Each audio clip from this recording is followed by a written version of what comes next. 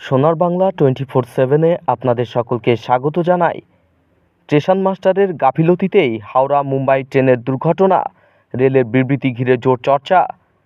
গত 2 মাসে 3বার রেলের দুর্ঘটনা, বহু মানুষের প্রাণহানি। রেলের গাফিলতি নিয়েই প্রশ্ন উঠছে বারবার।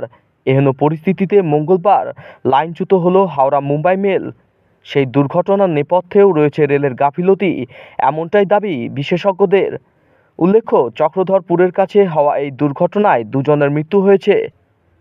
সংবাদ সংস্থা এনআই সূত্রে খবর, মঙ্গলবার ভোর 3:45 নাগাদ দুর্ঘটনাটি ঘটে জামশেদপুর থেকে 80 কিলোমিটার দূরে বড়া বাম্বুতে। লাইনচ্যুত হয় অন্তত 18টি বগি। লাইনচ্যুত হওয়া 18টি কামরার মধ্যেই 16টি যাত্রীবাহী কামরা। এছাড়াও বেলাইন হয়েছে বিদ্যুৎ সংযোগ কামরা ও প্যান্ট্রিকার। এই ট্রেনটির অদূরেই লাইনচ্যুত হয় আরেকটি মালগাড়িও। সিংভূম জেলার পুলিশ আধিকারিক জানান, 2 জনের মৃত্যু হয়েছে, আহতের সংখ্যা বেড়ে 20। ঘটনার পরই প্রশ্ন ওঠে, একই এলাকায় 2টি ট্রেন লাইনচ্যুত হলো কী করে? দুর্ঘটনার পরে দক্ষিণ পূর্ব রেলের ট্রেনের ম্যানেজার মোহাম্মদ রেহান বলেন, ভোর 3:39 নাগাদ মেল ট্রেনটি লাইনচ্যুত হয়। এই ঘটনায় বেশ কয়েকজন আহত হয়েছেন।